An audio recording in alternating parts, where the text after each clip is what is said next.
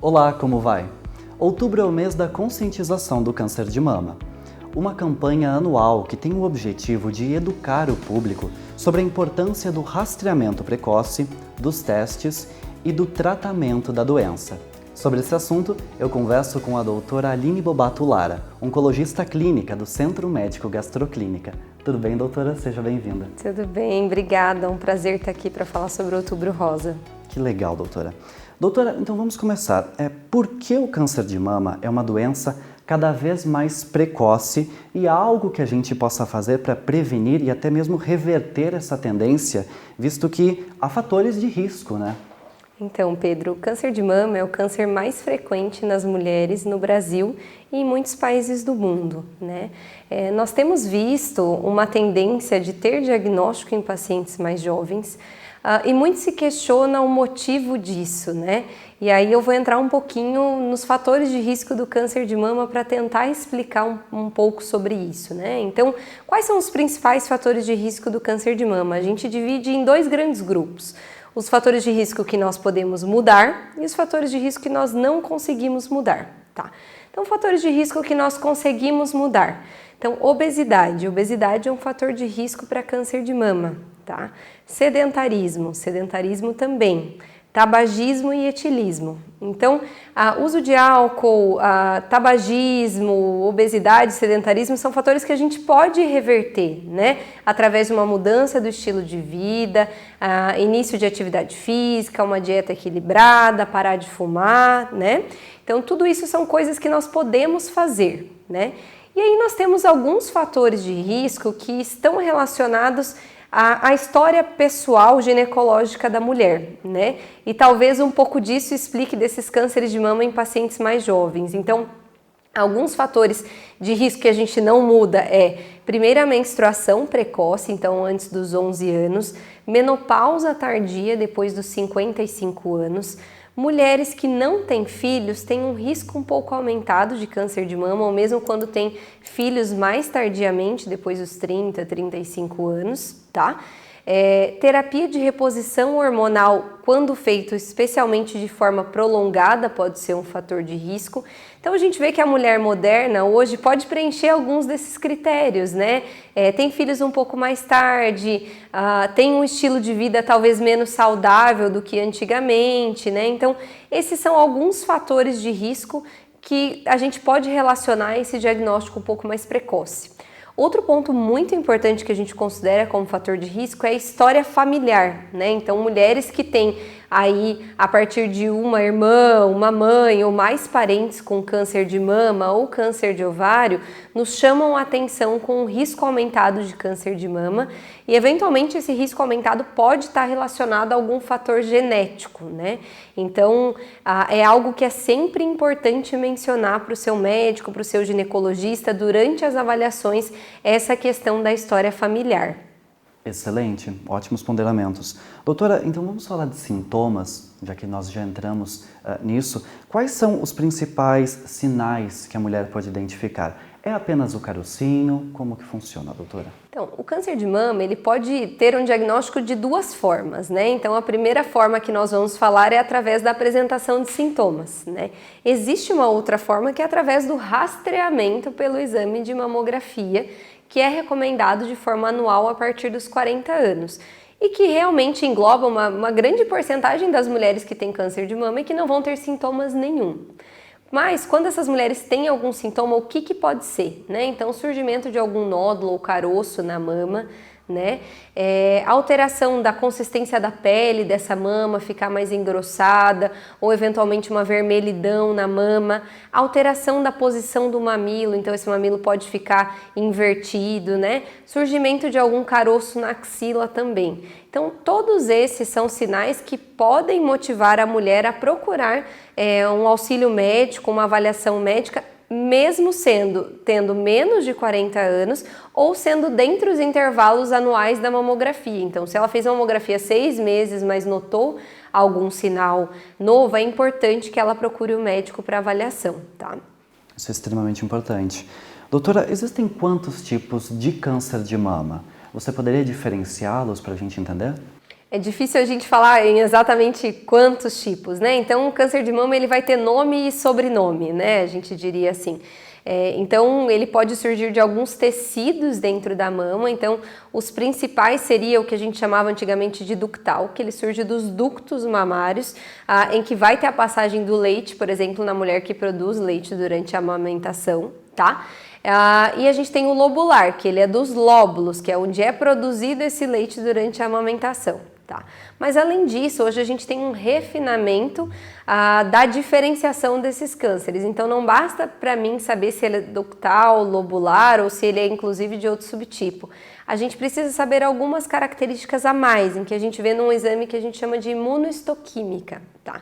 E na imunohistoquímica a gente consegue avaliar alguns parâmetros, entre eles o que a gente chama de receptores hormonais. Então, alguns tipos de câncer de mama, eles podem expressar receptor dos hormônios femininos, estrógeno e progesterona. E esses hormônios serem uma espécie de alimento para o tumor de mama, tá? Então, por isso, por exemplo, que reposição hormonal pode ser um fator de risco para câncer de mama, tá? Outros dois parâmetros que a gente olha é o índice de proliferação, ou seja, quanto esse tumor está se proliferando, tá? E isso vai de 0 a 100, quanto mais próximo de 100 a gente diria que é uma doença mais agressiva. E a gente tem uma outra proteína que esse tumor expressa, que chama HER2, é um nome complexo, né? Mas é também uma proteína que funciona aí como uma chave para crescimento do tumor. Tá? Então, hoje em dia é muito importante a gente saber esses status e aí a gente divide em alguns subtipos com base nisso e o tratamento ele é diferenciado conforme a expressão desses receptores, essas alterações na imunohistoquímica. Então, cada subtipo de câncer de mama vai ter um tratamento direcionado com base nessas alterações. Perfeito.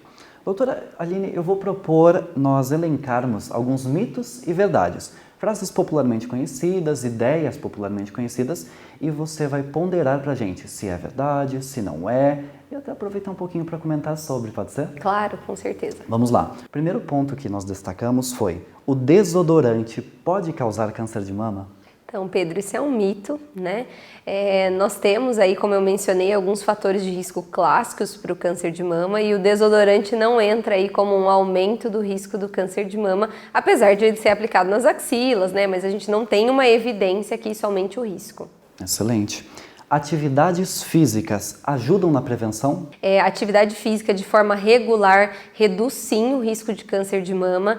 É recomendado aí um mínimo de 150 minutos por semana, ou seja, 30 minutos 5 vezes por semana, mas idealmente 300 minutos, então o dobro disso, 1 hora aí 5 vezes por semana seria o nível de atividade física ideal, aeróbica, intercalando aí com alguns períodos de musculação. Isso reduz o câncer de mama e em mulheres que já tiveram diagnóstico de câncer, a gente tem uma redução do risco de recidiva. Então, atividade física é fundamental. O câncer de mama em quem tem histórico familiar, mito ou verdade?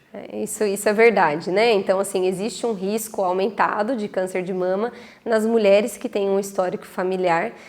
Um ponto que eu queria ressaltar é que mesmo homens podem ter câncer de mama, né? Então existem algumas alterações genéticas carregadas em determinadas famílias que podem predispor a homens ter câncer de mama e a mulher que tem um homem com câncer de mama na família precisa prestar muito atenção, porque ela tem um risco aumentado também. Quanto maior a idade, maior a chance do desenvolvimento do câncer de mama? Isso é verdade. Então, a partir aí dos 40, 50 anos é que a incidência do câncer de mama aumenta. Então, tanto que a mamografia, ela é recomendada para pacientes acima dos 40 anos, porque nós sabemos que a incidência do câncer de mama é menor nessas pacientes mais jovens, mas como eu já mencionei, ele pode existir. Então, por mais que essas pacientes mais jovens, abaixo dos 40 anos, não façam mamografia, elas precisam prestar atenção nos sintomas. Doutora, essa você vai gostar. Quem faz autoexame não precisa fazer mamografia? Precisa. Então, uma coisa não descarta a outra. Como eu mencionei, o autoexame é uma forma de a gente fazer um diagnóstico através de sintomas, né? Mas o diagnóstico, ele obrigatoriamente vai passar por um exame das mamas de mamografia.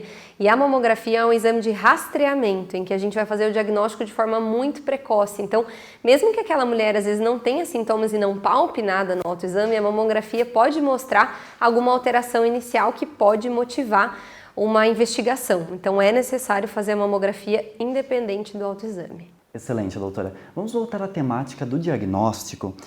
Qual a melhor forma de diagnosticar esse tipo de câncer? A doutora já falou ao longo do programa, mas vamos ressaltar.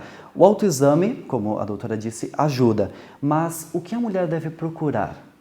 Então, a partir dos 40 anos, fundamental fazer a mamografia de forma anual, tá? Essa mamografia pode ser complementada com ultrassom de mamas, mas que eu diria que não é o exame essencial, né? O mais essencial é a mamografia. E a partir do resultado da mamografia que vão se tomar os próximos passos. Então, eventualmente é necessário uma biópsia, ou seja, retirar um pedacinho daquele tumor para análise, como eu expliquei, do nome e sobrenome, né? Muitas vezes a gente precisa complementar com uma ressonância de mamas, que é um exame mais completo, tá? E depois do diagnóstico, a gente parte para uma série de outros exames, que a gente pode fazer uma varredura aí do corpo todo, né? Então, seja com tomografias, um exame que a gente chama de cintilografia óssea, ou com um exame que a gente chama de PET scan, tá? Então, esses são basicamente os exames que podem ser realizados, mas de começo é uma avaliação boa ginecológica e uma mamografia. Doutora, então vamos retroceder para o diagnóstico. Quando a paciente ela recebe esse diagnóstico do câncer de mama, quais caminhos ela deve seguir, o profissional que procura, como que vai funcionar a vida dela daí em diante? Então, Pedro, essa paciente, quando tiver o diagnóstico de câncer de mama, ela vai ter um tratamento que a gente chama de multidisciplinar, que vai envolver diversas especialidades médicas, tá? Então, algumas delas, né, são o mastologista. Então, o mastologista é o médico cirurgião especialista em mama, tá? Esse mastologista vai ter que estar presente em algum momento junto conosco, que somos oncologistas clínicos. Em geral, nós, junto com os mastologistas, vamos planejar esse tratamento através da realização de exames complementares, como eu mencionei, tomografia, cintilografia ou um PET scan, que é uma varredura do corpo todo, até para a gente entender essa extensão e aí fazer um planejamento desse tratamento, se vai envolver cirurgia, se vai envolver quimioterapia, se vai envolver radioterapia, se vai envolver hormonioterapia, enfim, diversos tipos de tratamento. E aí, em determinado momento, pode entrar um médico radioterapeuta também, caso a radioterapia seja indicada. Então, esse paciente vai passar por vários médicos, né, essa mulher. Nós, oncologistas clínicos, costumamos ter um papel de integrar, né, o planejamento desse tratamento, mas ele é multidisciplinar. Então, eu diria que cada especialidade aí tem seu papel e nós, integrados, podemos fazer um melhor planejamento e um melhor tratamento dessa paciente. Além disso, super importante durante o tratamento, uma nutricionista, fisioterapeuta, um cuidado de enfermagem. Então, é multidisciplinar não só do ponto de vista médico, mas também de outras áreas da saúde. Essa integração é fundamental, então. Com certeza, com certeza. O tratamento ele é diferente quando há integração de todas as equipes. Se você gostou da conversa do programa de hoje, pode conseguir mais informações acessando www.gastro.com.br, seguir o Instagram @gastrocascavel e também o Instagram da doutora Aline, que é @draaline.oncologia. É isso, doutora? É isso, muito obrigada, Pedro, pelo convite. Imagina, doutora, a gente que agradece também agradece a audiência. Uma ótima semana a todos. Até mais!